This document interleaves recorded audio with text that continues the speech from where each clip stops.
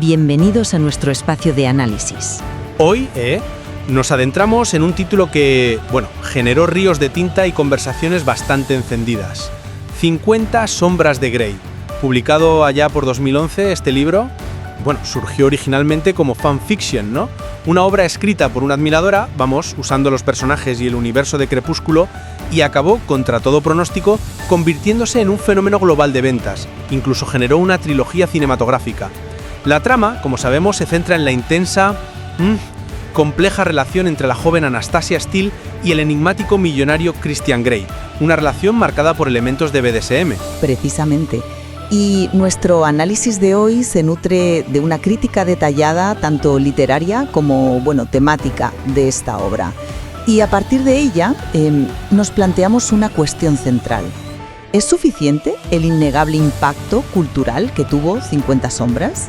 Me refiero a su rol en llevar la literatura erótica a un público masivo, en abrir ciertas conversaciones sobre sexualidad.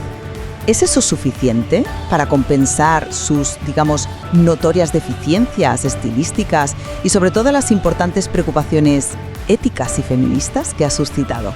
Es una pregunta compleja, sí.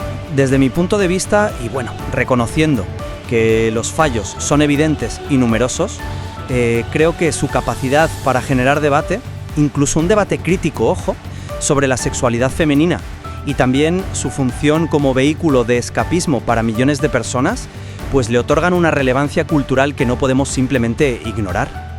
Argumentaré que, pese a todo, algo aportó al panorama cultural.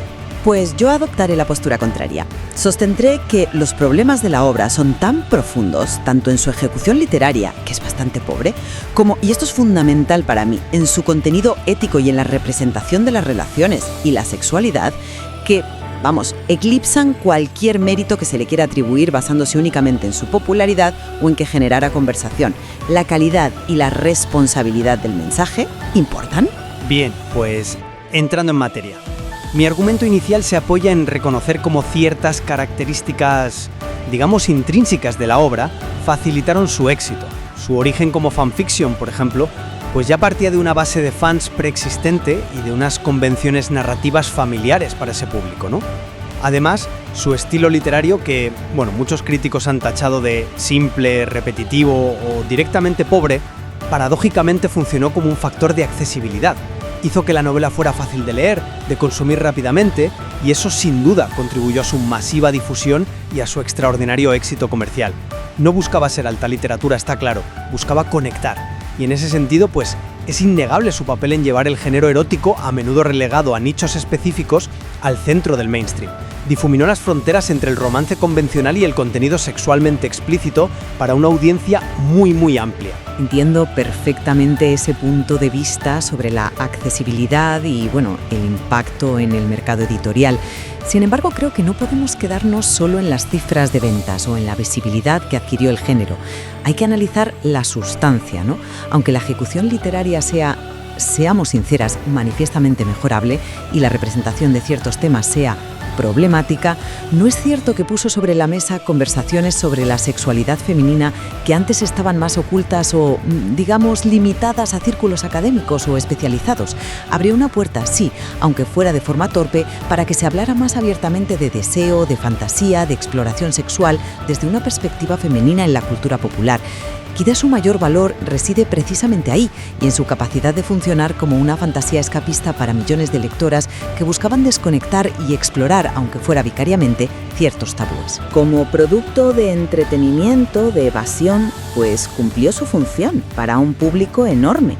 Y eso tiene un valor sociológico en sí mismo. Incluso la ingenua exploración de la sexualidad por parte de Ana, con todas sus contradicciones, pudo servir como un espejo o un punto de partida para algunas lectoras. Comprendo la lógica del escapismo y la apertura de conversaciones, de verdad, pero me resulta imposible disociarlo de la calidad intrínseca del producto y sobre todo de su mensaje. Las críticas literarias no son meras opiniones elitistas, son objeciones fundamentadas. La prosa es notablemente repetitiva, el vocabulario es muy limitado, recordemos la omnipresente diosa interior o las constantes referencias a morderse el labio, por favor, y los errores gramaticales y de estilo son frecuentes.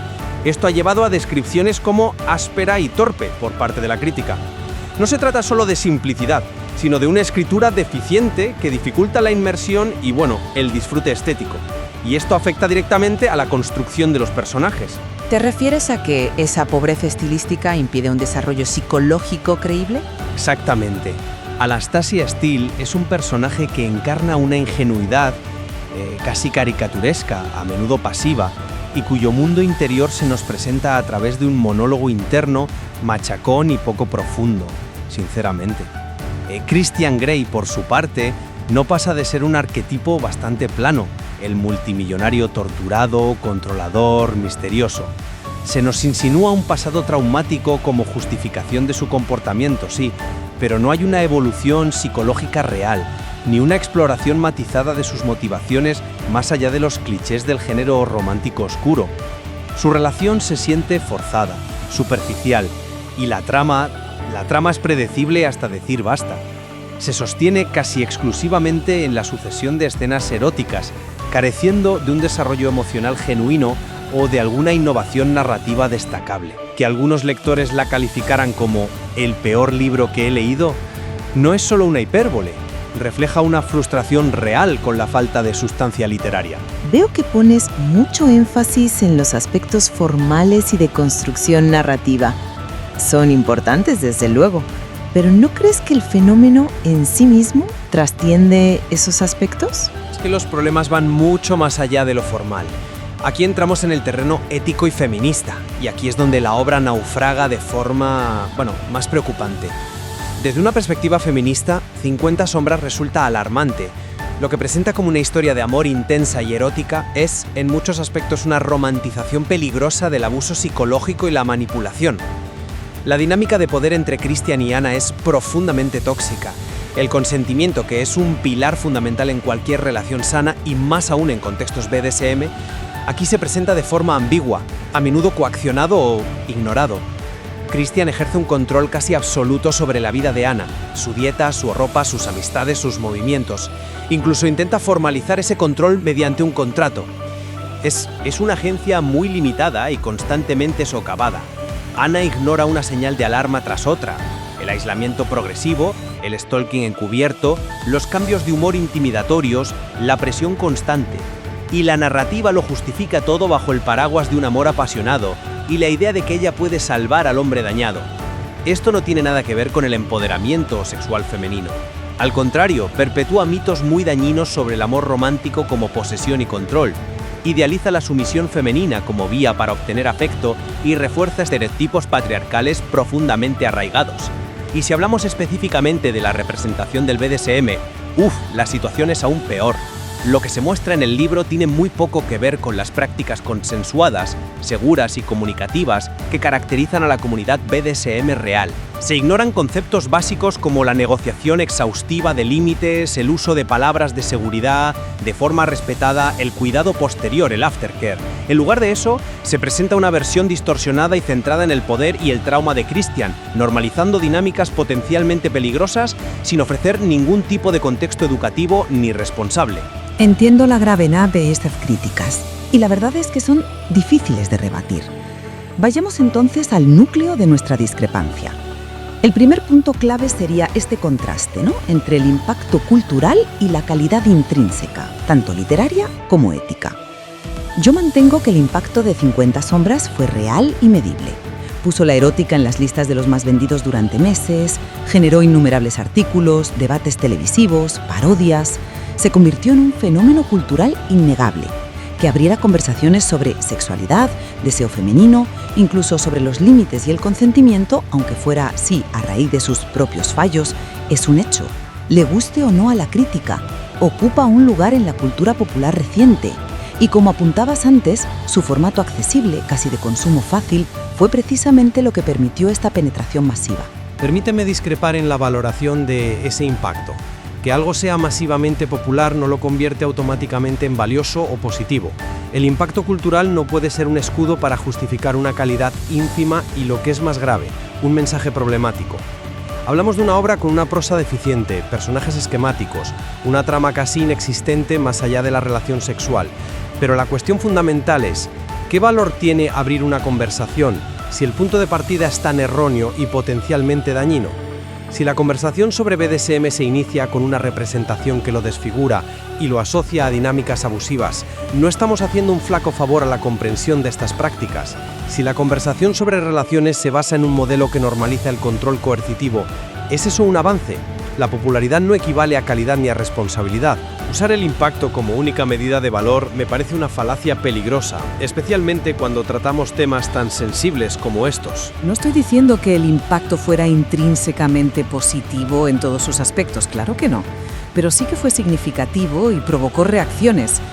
Y eso nos lleva al segundo punto de fricción, la representación de esa relación y del BDSM. Coincido totalmente en que como manual de BDSM es un desastre. Es irresponsable y se aleja de los principios clave de consenso, seguridad y comunicación, lo que en la comunidad se suele resumir con siglas como SSC, Safe, Sane, Consensual, ¿verdad? Sin embargo, podríamos intentar leer esa dinámica más allá de la etiqueta BDSM, de una forma más simbólica. Quizás, aunque de manera torpe y seguramente no intencionada por la autora en toda su profundidad, funcione como una hipérbole de ciertas dinámicas de poder y control emocional que sí existen en muchas relaciones, llevadas aquí al extremo. Explora arquetipos muy arraigados en el género romántico, especialmente en el subgénero del romance oscuro, el hombre alfa, dañado por un trauma, y la mujer que, a través del amor o la entrega, busca redimirlo o sanarlo. Son tropos narrativos con los que mucha gente conecta, aunque aquí estén mezclados con una representación fallida del BDSM. El simple hecho de que generara un debate tan polarizado sobre estos temas, incluso predominantemente crítico, indica que tocó una fibra sensible que conectó con preocupaciones o fantasías latentes en la sociedad. Esa interpretación de la metáfora me parece generosa, pero también arriesgada. La línea entre explorar simbólicamente dinámicas de poder y simplemente romantizar el control, la coerción y el aislamiento es muy delgada, y creo firmemente que 50 sombras la cruza de forma sistemática y peligrosa. Presenta una relación profundamente desigual y controladora como el paradigma del romance erótico apasionado. Anastasia no solo ignora las señales de alarma, sino que la narrativa la recompensa por ello. Se aísla de sus amigos, cede constantemente ante las demandas de Christian, justifica su comportamiento controlador. Eso no es una metáfora compleja sobre el poder, es la normalización de conductas abusivas barnizadas de erotismo y lujo.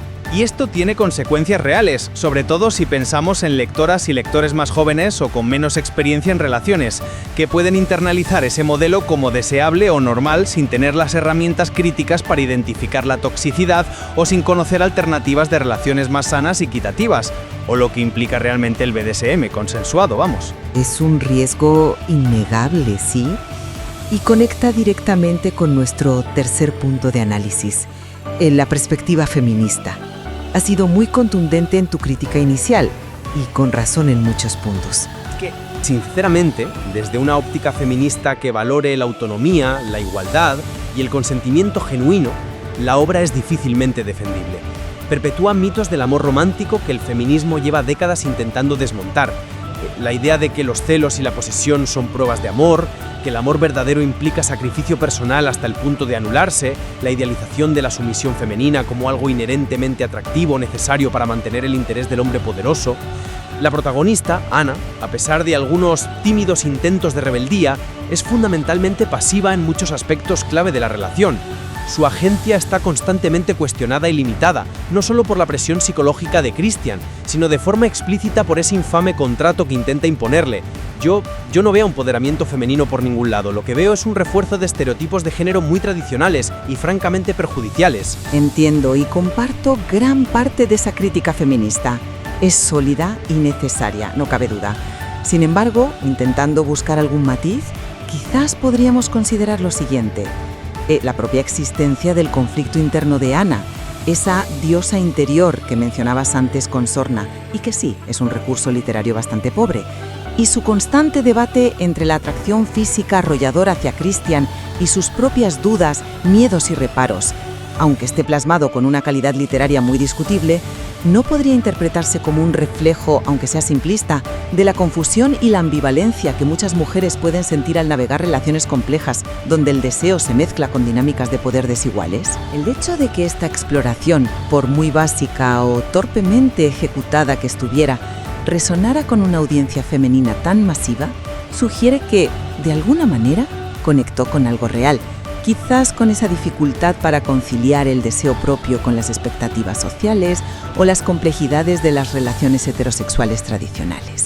Incluso el debate feminista que provocó, precisamente a raíz de sus evidentes carencias, podría considerarse parte de su legado, al obligar a poner estos temas sobre la mesa de forma masiva. Provocar un debate porque una obra es manifiestamente problemática no le otorga un mérito intrínseco a la obra en sí. El mérito, en todo caso, reside en la capacidad crítica de la sociedad que reacciona ante ella.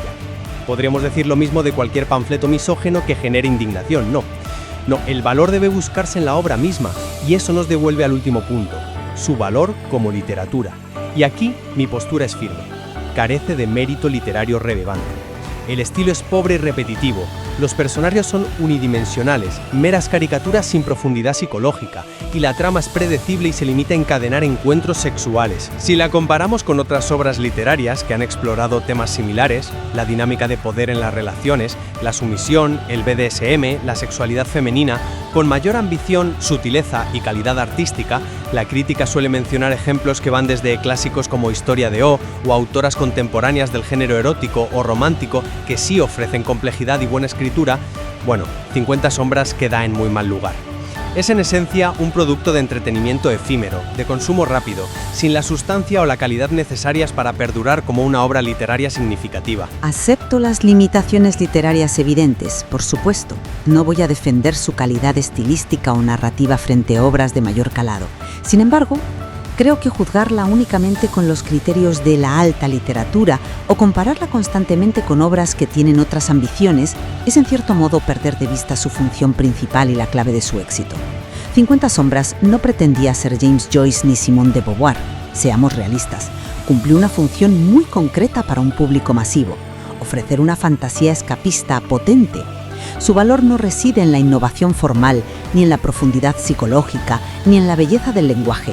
Reside en su extraordinaria, casi inexplicable capacidad para conectar con un deseo colectivo de evasión, de exploración de tabúes sexuales de forma accesible y de vivir vicariamente una historia de amor y deseo arrolladora, por muy problemática que nos parezca desde una perspectiva crítica. Esa conexión masiva, ese fenómeno de entretenimiento que trascendió fronteras, tiene un valor sociológico y cultural que merece ser analizado más allá de si nos gusta o no como literatura. 50 sombras de Grey representa un punto de inflexión por su impacto sin precedentes en la visibilidad de la erótica mainstream. ¿Consideras que, para bien o para mal, estimuló un debate cultural amplio sobre la sexualidad femenina y las dinámicas de poder, y que su éxito masivo como fenómeno de entretenimiento escapista le confiere una relevancia cultural innegable? Sí, esa es una buena síntesis de mi perspectiva. Y si recapitulo la tuya, argumentas que las profundas carencias literarias en estilo, personajes y trama y, de manera aún más determinante, las graves implicaciones éticas, la romantización del abuso, la representación irresponsable del BDSM, el refuerzo de estereotipos de género dañinos, invalidan cualquier supuesto mérito derivado de su popularidad. ¿Consideras que su impacto cultural es, en el mejor de los casos, problemático y que es un ejemplo claro de cómo el éxito comercial masivo no es garantía ni de calidad artística ni de responsabilidad social o ética? Exacto. Queda patente que 50 sombras de Grey deja tras de sí un legado complejo y, bueno, lleno de aristas. La valoración de sus méritos y deméritos, como hemos podido comprobar hoy, depende enormemente del prisma con el que se mire y de qué aspectos se prioricen: el impacto cultural, la calidad literaria, las implicaciones éticas. Es complicado. Efectivamente, no hay una respuesta sencilla ni unívoca. Este tipo de fenómenos culturales masivos nos obligan a reflexionar sobre qué consumimos, por qué lo consumimos y qué valor le otorgamos.